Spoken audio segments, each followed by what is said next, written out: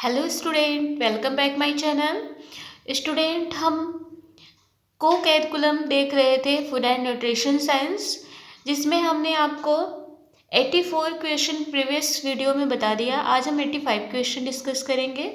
Student, अगर आप channel पे नए हैं तो चैनल को सब्सक्राइब कीजिए, लाइक कीजिए, शेयर कीजिए। आइए हम अगला क्वेश्चन देखते हैं। अपोषित भोजन लेने से शरीर का वजन कैसा हो जाता है? कम, अधिक, समानुपात, कम तथा अधिक दोनों। अपोषित भोजन लेने का मतलब आप समझ पा रहे हैं, ऐसा भोजन जो कि पोषण युक्त न हो। किसी पौष्टिक तत्व की अधिकता हो जाती है तो किसी पौष्टिक तत्व की कमी हो जाती है। ठीक है, तो ऐसे भोजन को हम अपर्याप्त पोषण या अपोषित भोजन या कुपोषण भोजन कहते हैं। ठीक है, असंतुलित भोजन भी कह सकते हैं। तो ऐसे भोजन लेने से शरीर का वजन कम तथा अधिक दोनों हो सकता है। अगर आपने आवश्यकता से अधिक फैट ले लिया तो आपके शरीर का वजन बढ़ जाएगा। आवश्यकता से कम कोई खाद्य पदार्थ लिया है, जैसे आपको जितना फैट चाहिए आप उससे कम लिए हैं, तो शरीर का वजन घट जाएगा। तो हमारा राइट ऑप्शन क्या हो जाएगा? डी हो जाएगा। नेक्स्ट क्वेश्चन स्टूडेंट, अच्छा प्राणी होना जीवन की सफलता के लिए पहली बात है। अच्छे प्राणियों पर ही राष्ट्र की खुशहाली निर्भर करती है। ये कथन किसका है? ऑप्शन दिया है, ए हर्बर्ट स्पेंसर का, बी है अरस्तु का, सी है जे.एफ. विलियम का और डी है टेवर का। तो स्टूडेंट, ये स्टेटमेंट जो है कि अच्छा प्राणी होना जीवन की सफलता के लिए पहली बात है और अच्छे प्राणी पर ही राष्ट्र की खुशहाली निर्भर करता है, ये जो स्टेटमेंट है ये हर्बर्ट स्पेंसर जी का है। नेक्स्ट क्वेश्चन है स्टूडेंट, लोहे की कमी से क्या उत्पन्न होता है? रक्त अल्पता, कमजोरी, मोटापा या ट्रेकोमा। तो जब हमारे शरीर में आयरन की, लोहे की कमी हो जाती है तो रक्त अल्पता हो जाता है, जिसे हम एनीमिया रोग भी कहते हैं। यहाँ आप ये भी जान लीजिएगा, एनीमिया रोग होने का कारण लोहे के साथ साथ विटामिन बी 12 और फॉलिक एसिड भी है। जब हमारे शरीर में विटामिन बी 12 की कमी हो जाती है या जब हमारे शरीर में फॉलिक एसिड की कमी हो जाती है या जब हमारे शरीर में लोहे की कमी हो जाती है तो रक्त अल्पता नामक रोग होता है, जिसे हम एनीमिया रोग भी कहते हैं। तो राइट ऑप्शन हमारा ए हो जाएगा। नेक्स्ट क्वेश्चन है स्टूडेंट, एक या अधिक पोषक तत्वों की कमी या अधिकता से क्या होता है? पोषण, बी है कुपोषण, सी है अपोषण और डी है इनमें से कोई नहीं। एक या अधिक पोषक तत्वों की कमी या अधिकता से, देखिए कोई भी पौष्टिक तत्व की अधिकता हो या कमी हो, दोनों का हमारे बॉडी पर बैड इफेक्ट पड़ता है। अगर किसी पौष्टिक तत्व की अधिकता हो जाती है तो भी हमारे लिए हानिकारक होता है और यदि हमारे शरीर में किसी पौष्टिक तत्व की कमी हो जाती है वो भी हमारे लिए हानिकारक होता है। तो इसको हम एक शब्द में क्या कहते हैं? तो कुपोषण कहते हैं। अब प्रश्न उठता है कि तब पोषण किसे कहते हैं? पोषण, पोषण का मतलब होता है वे खाद्य पदार्थ जिनसे हमें सभी पौष्टिक तत्व पर्याप्त मात्रा में मिलते हैं और इसके साथ साथ जो हमारे हेल्थ के लिए लाभदायक होता है। ना पौष्टिक तत्वों की अधिकता होती है ना पौष्टिक तत्वों की कमी होती है, हमको बैलेंस डाइट मिलता है, संतुलित आहार मिलता है, वो पोषण कहलाता है। अपोषण क्या होता है? अपर्याप्त पोषण, मतलब जितनी हमारी बॉडी डिमांड है उतना पौष्टिक तत्व न मिलना ही अपोषण कहलाता है। नेक्स्ट क्वेश्चन है, भोज्य पदार्थों का पूरा अवशोषण कहाँ होता है? भोजन जब आप खाते हैं तो इसका अवशोषण कहाँ होता है? बड़ी आंत में, बी है आमाशय में, सी है यकृत में और डी है छोटी आंत में। तो स्टूडेंट, भोजन का अवशोषण जो होता है, पाचन जो होता है वो हमारे छोटी आंत में ही होता है। छोटी आंत के 3 पार्ट होते हैं, इन्हीं तीनों पार्टों में भोजन का पाचन, अवशोषण और चयापचय की प्रक्रिया होती है। ठीक है, तो राइट आंसर क्या होगा? छोटी आंत। ठीक, बड़ी आंत में क्या होता है? तो जो अपशिष्ट पदार्थ होते हैं वो बड़ी आंत में जाते हैं, जो जिससे कि फिर वो हमारे मल द्वार से बाहर निकल जाते हैं। आमाशय में क्या होता है? आमाशय में जो हम भोजन ग्रहण करते हैं यह एक प्रकार की थैली होती है जिसमें कि भोजन हम जो ग्रहण करते हैं वो वहाँ आती है और उसमें बहुत सारे पाचक रस आकर के मिलते हैं। ठीक है, HCl मिलता है, हाइड्रोक्लोरिक अम्ल आकर के भोजन में मिल करके भोजन को काई का रूप प्रदान कर देते हैं। लीवर हमारे शरीर की सबसे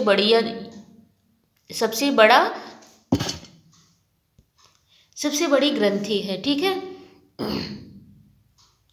नेक्स्ट क्वेश्चन है, जल का अवशोषण कहाँ होता है? छोटी आंत, बड़ी आंत, पक्वाशय और आमाशय। तो जल का स्टूडेंट जो अवशोषण होता है ये बड़ी आंत में होता है। जल का अवशोषण कहाँ होता है? तो बड़ी आंत में होता है। नेक्स्ट क्वेश्चन है, शरीर में भोज्य पदार्थों के टूटने एवं नए पदार्थों के निर्माण प्रक्रिया को कहते हैं चयापचय, पाचन, अवशोषण और उपचयन। तो शरीर में भोज्य पदार्थ के टूटने और नए पदार्थ के निर्माण की प्रक्रिया को हम चयापचय प्रक्रिया कहते हैं। नेक्स्ट क्वेश्चन, चयापचय के दौरान कौन सी क्रियाएं होती हैं? उपचयन, अपचयन, पाचन या ए बी दोनों? तो चयापचय के दौरान स्टूडेंट उपचयन की भी प्रक्रिया होती है और अपचयन की भी प्रक्रिया होती है। राइट ऑप्शन हमारा ए और बी दोनों। नेक्स्ट क्वेश्चन, वह भोजन जो रोग से छुटकारा पाने में सहायक हो, रोग तथा रोगी की शारीरिक मांग के अनुसार हो, क्या कहलाता है?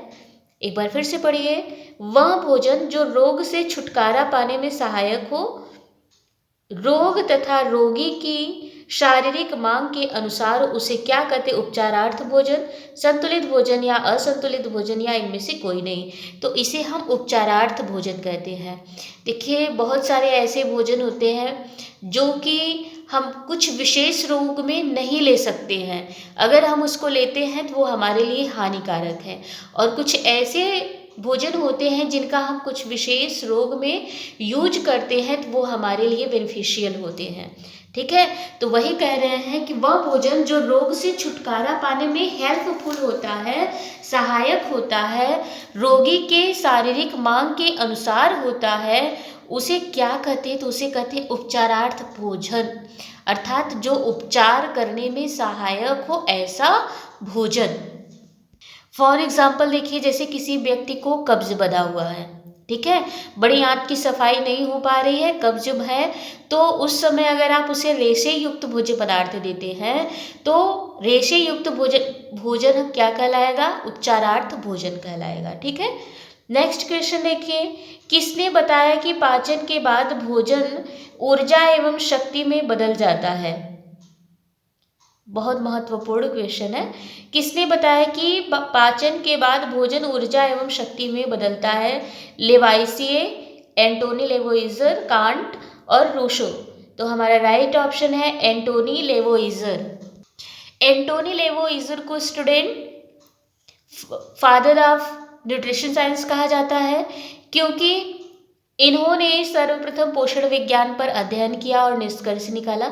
इनके शोध के द्वारा जो निष्कर्ष निकला वो ये था कि जब हम भोजन ग्रहण करते हैं तो हमारी आंतों, छोटी आंत में जब इनका पाचन होता है तब यही हमको ऊर्जा और शक्ति देते हैं, जिससे कि हमें कार्य करने की क्षमता उत्पन्न होती है, ठीक है। बिना शक्ति के, बिना ऊर्जा के हम कार्य कर नहीं सकते हैं। वो हमें कहाँ से मिलेगी? तो भोजन के पाचन के पश्चात प्राप्त होती है। नेक्स्ट क्वेश्चन है, शारीरिक स्वास्थ्य को प्रभावित करने वाले तत्व हैं। ऐसे कौन कौन से फैक्टर हैं जो कि हमारे शारीरिक स्वास्थ्य को प्रभावित करते हैं? पहला है पोषक आहार, दूसरा है निद्रा और तीसरा है शुद्ध वायु और फोर्थ है स्टूडेंट उक्त सभी।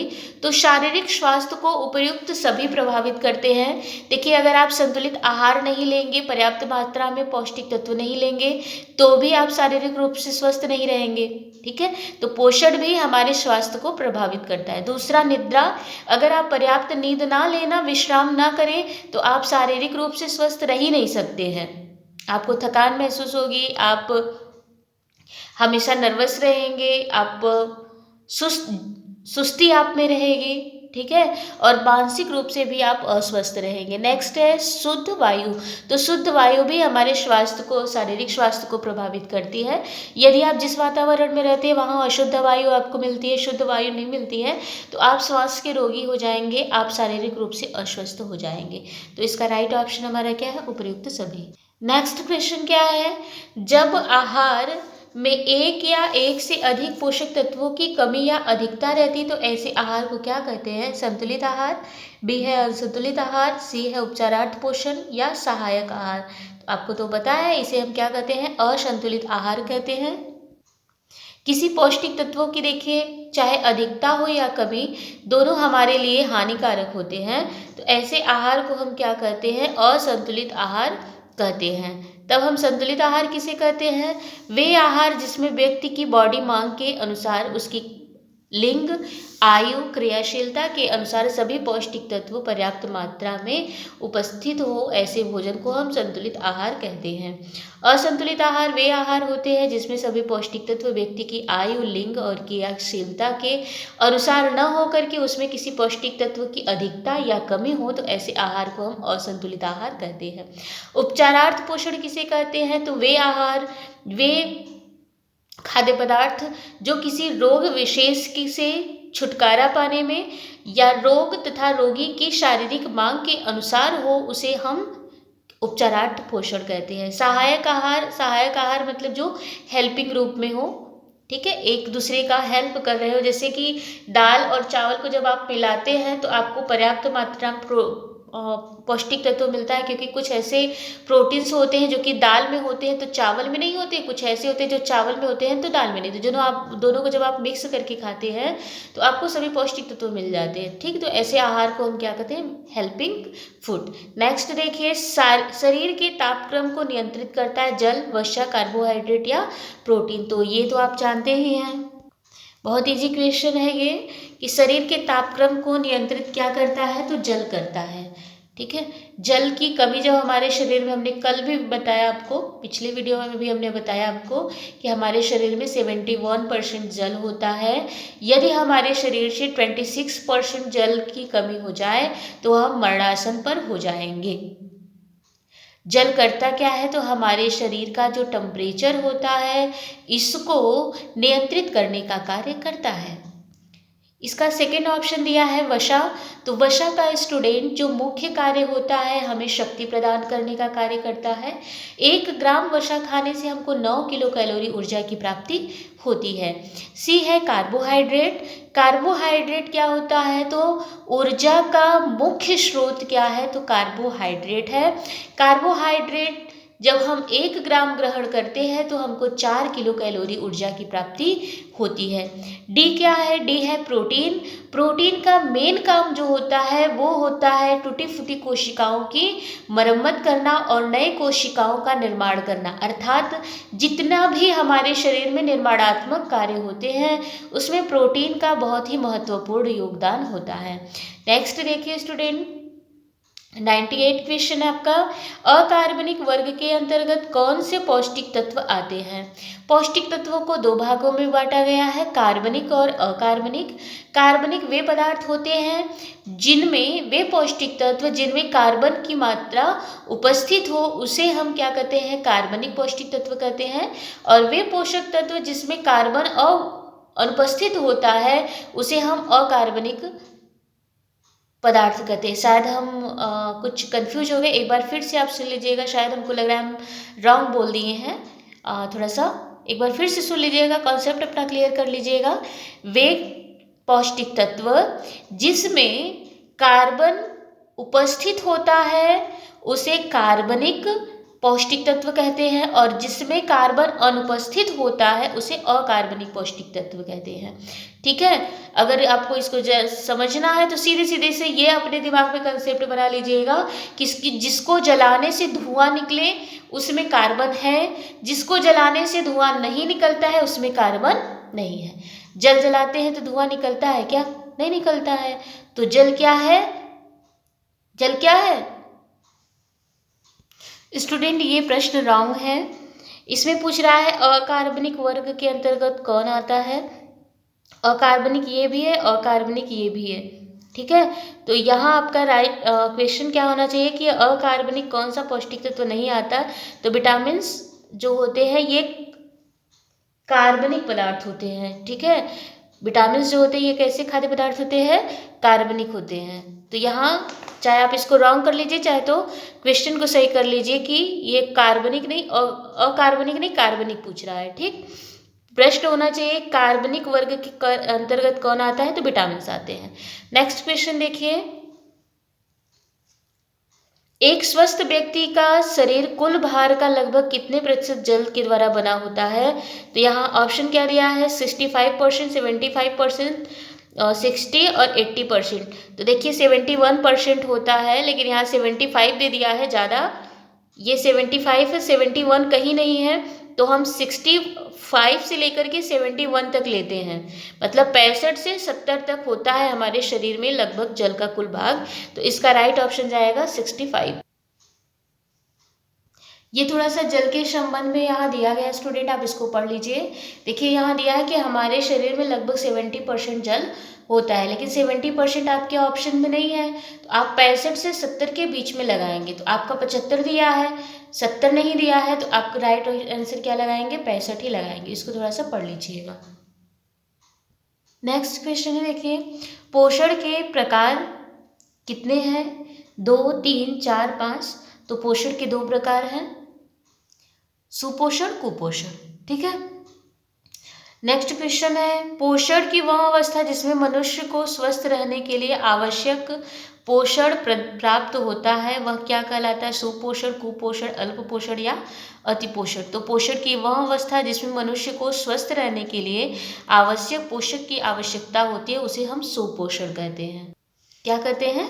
सुपोषण कहते हैं। ठीक है। इस तरह से स्टूडेंट हमारा ये 101 क्वेश्चन आज कंप्लीट हुआ। नेक्स्ट वीडियो में हम आगे का क्वेश्चन पढ़ेंगे।